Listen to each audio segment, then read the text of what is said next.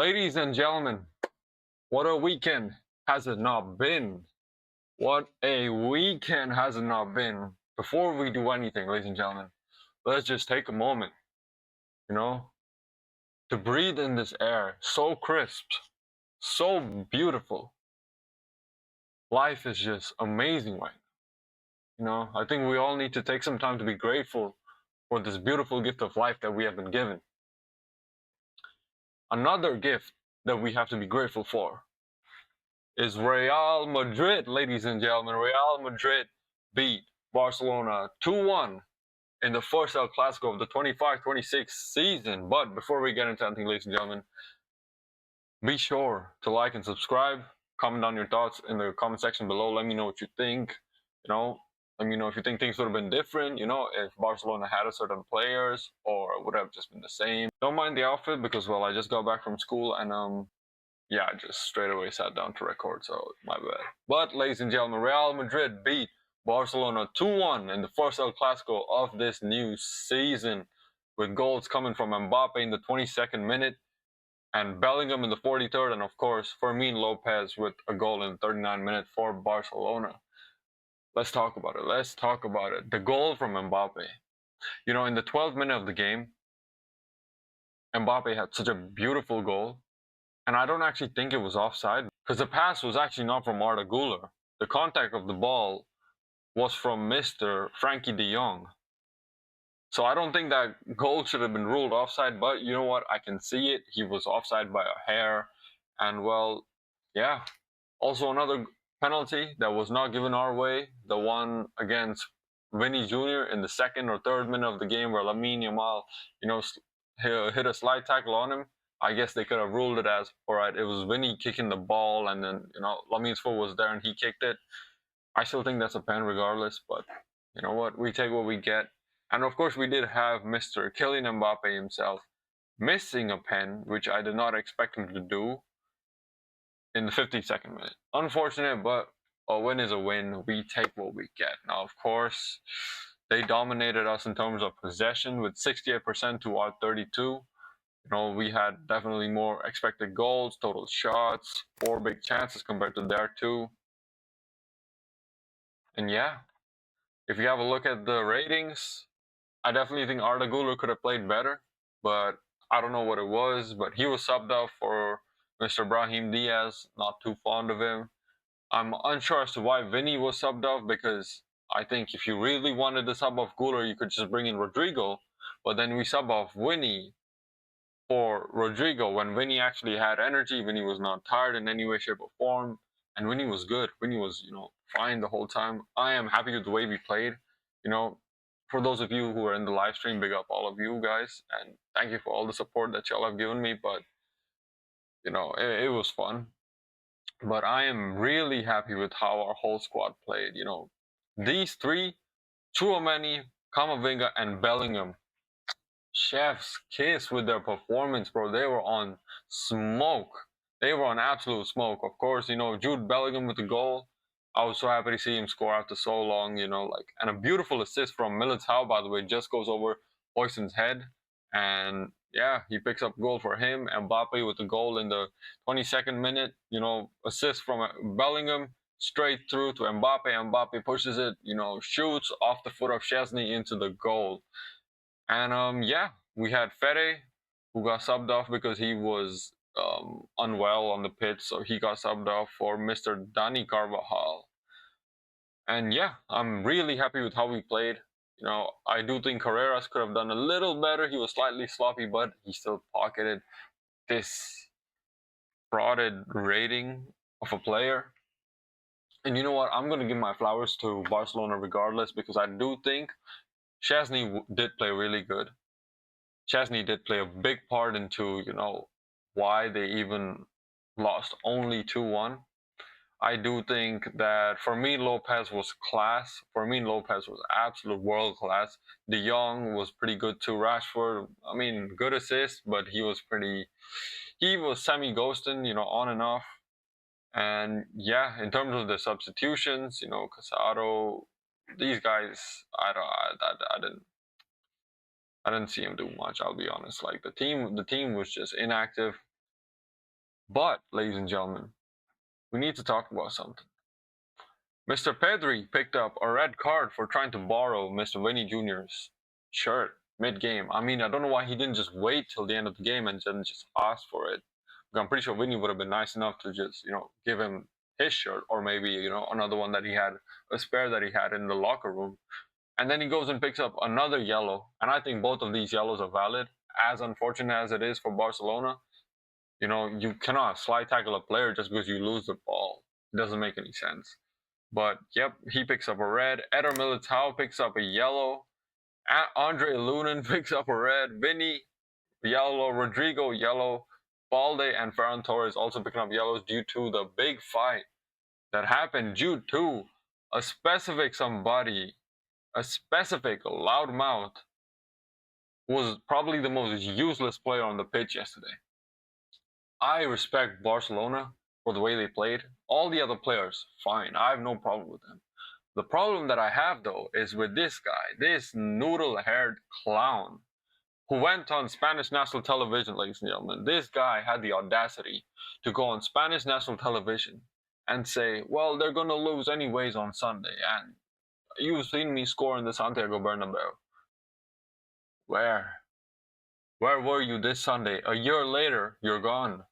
Last year, last year, 2024, October 26th, beautiful game from you. If I looked at it from an unbiased perspective, I would have to give you your flowers and be like, all right, you played phenomenal. But this, what I saw yesterday, getting absolutely pocketed by Mr. Alvaro Carreras, taking custody of Lamine Yamal from Nuno Mendes himself. That's embarrassing, bro, especially after all the shit talking that you've done. I really think this guy needs to take some time, figure out what he wants in life, bro. Whether he wants, the Instagram girls, whether he wants to go after all, the money, the girls, the interviews, all of that, or whether he wants to focus on the main thing that has made him, and that is football. And as, odd as it may sound, I don't want this guy to fall off. I don't want this guy to turn into a flop. I don't want this guy to turn into a one-season wonder because I want rivalry. I want there to be competition. I want it to be hard for me to win. I want it to be hard for you to win. And for that to happen, I need this guy to be playing good. So if he doesn't play good, it's just too easy for us. It is too easy.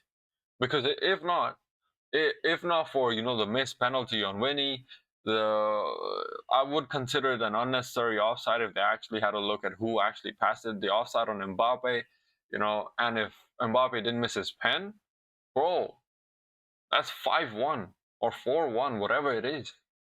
So it is easy. Just because we got 2-1 doesn't mean we got a fluke. And then you try to provoke Dani Carvajal after he walks up to you to shake your hand, and then you're like, of course, him being your senior, he's gonna tell you, all right, you talk too much, you might want to focus more on the game. And then you're trying to pick a fight with him. You're trying to pick a fight with the whole team. Like, bro, take some time, figure out what you want in life, and get your priorities straight, bro. Because I'm pretty sure you are the one bringing your team down. You're the one ruining Barcelona's name. You are the one ruining the team's reputation, Hansi Flick's reputation, because clearly you have no discipline in terms of, knowing your place, knowing when to say what. You are not Ronaldo. You are not, Messi. You will never be. Trust me when I say you will never touch levels of Messi, of Neymar, of Kylian Mbappe. None of these players will you ever touch levels of. Sure, you had a, one season wonder of a second place in the Ballon d'Or, but you will never see those kind of levels in your life. And I mean that. I mean that. I definitely believe, Rafinha was a better player last season. And as much as Rafinha did try to, intervene and fight on the pitch, I don't know why he was trying to get involved, because he would have gotten slapped anyways with the players that he was trying to go up against. Of course, we saw Vinny getting heated, when he got subbed out, and also when, Yamal was trying to pick a fight. Like, bro, you lost. Just walk out humbly. You're not prime Ronaldo that you can talk shit in an interview, say you're gonna win, and win. Because you are just not built that way. You just don't have it, bro. You don't have it in you, as unfortunate as it is. So, bro, go back to Catalonia, Go back to Barcelona, take some time, get a therapist, and I don't know, bro, get some help because Barcelona needs you. And people are saying, "Oh, we didn't have Lamine Yamal. Sorry, we didn't have Rafinha. Oh, we didn't have John Garcia. We didn't have Gavi." Let me be honest when I tell you this. If you had Gavi and Rafinha, the result would be no different. Because let me tell you something. Let me tell you something. Rafinha relies on Lamine Yamal. Your whole midfield relies on Lamine Yamal. Without Lamine Yamal performing, the team does not. So I think the only player that would have actually made a difference is Mr. Joan Garcia. But I still think we would have won regardless because, after a few shots on Joan Garcia, I think Mbappe and Bellingham and Vinny would have, figured out places to, try and just get him. And I think we would have won regardless. But yeah, this kid has pissed off not only a lot of Real Madrid fans, but a lot of Barcelona fans too. Because, bro, you're dragging your name, not only your name, but you're dragging the whole team's name, each and every person in the lineup, each and every person in the management, the whole club. You're dragging them through the mud because you think that you're the shit. Unfortunately, man, you're just not. You are just not, ladies and gentlemen. And let us take this moment to just take this in far out. Let us take this moment to take this in, ladies and gentlemen. Real Madrid take the lead in the Spanish league with 5 points to their name. Isn't it beautiful? Oh, it is beautiful, bro. This shit could make a grown man cry, I'll be real. After the last 4 Clásicos, the last whole season of just getting slapped 4-0, 5-2, 3-2, and whatever the other one was, I don't even know. It's just a relief that our team is finally in place. And for those of you whining about, oh, Rafinha wasn't there, yeah, last season we didn't have a right back. Last season we didn't have a defensive back line. Last season we had a half-ass of a midfield. Only thing we had was a very concerning striker, a left winger that has fallen off, and an uncertain right wing in terms of what he wants from this club. So we didn't complain about none of that. We didn't say nothing about none of that because, that was just the circumstance that we played in. And that is okay. But this season, you are seeing the stats, ladies and gentlemen. Kylian Mbappe with 11 goals to his name. Arda Güler being the second highest assister. We can just say that these two are first at the same time. And yeah, there's just levels to this shit, bro. Just because Madrid has one season where our players don't perform, our players are not in form, and we don't have the right players, does not mean y'all are better. Because we saw who was better. We saw the best midfielder, the so-called best midfielder in the world. We saw what happened to him when he went up against the actual best midfielder in the world, ladies and gentlemen. And I bet this game is going to boost his ego so much. It's going to boost his recovery so much that, bro, his comeback is going to be unreal.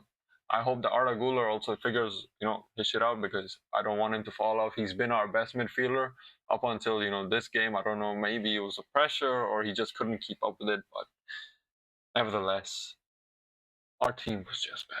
And of course, if we're worried about the 6.9 on Courtois, he just didn't have to do much because our defense was so good. Carreras, unreal. Hoyson, unreal. Militao, bro, I will never stop glazing Militao, bro. This guy is so good, even though he's, coming off of an injury. Unbelievable. Of course, Fede Valverde was amazing too. Yeah. Also, we are deviating from the topic, but let us take a moment to appreciate this beautiful, beautiful table, ladies and gentlemen. This wonderful table. Because Liverpool has just paid 500 million to sell the league to Arsenal. Arsenal sitting on 22 points at the moment, got a 4-point lead on the rest of the league. We have Bournemouth, which surprised me, second in the league. Tottenham, third in the league. Bro, surprised me. Sunderland. What are these teams doing up here, bro? These teams nobody would ever see top 4. And then we have City equaling, just City equaling points with United. United slapping Liverpool in the face with the last second goal from Harry Maguire, the GOAT. And of course, then we have our 500 million Mohamed Salah. I don't know what he's on, but yeah, this team is turning into PSG back when they had Messi, Neymar, Mbappe, and Ramos, bro. They're just ass. But yeah, let's just take a moment to take this in. Guys, be grateful for this beautiful life that has been, bestowed upon you. And that is all for today's video, ladies and gentlemen. Thank you so much for joining me on the live stream. Thank you so much for all the love and support that y'all have given me. We gained upwards of, I think, 20 subscribers within the last 2 days. Shout out to each and every one of you who has been, showing all the love and support towards me. And yeah, big up each and every one of you. Comment on your thoughts in the comment section below. Let me know what you think. And I will see you guys in the next one. Peace.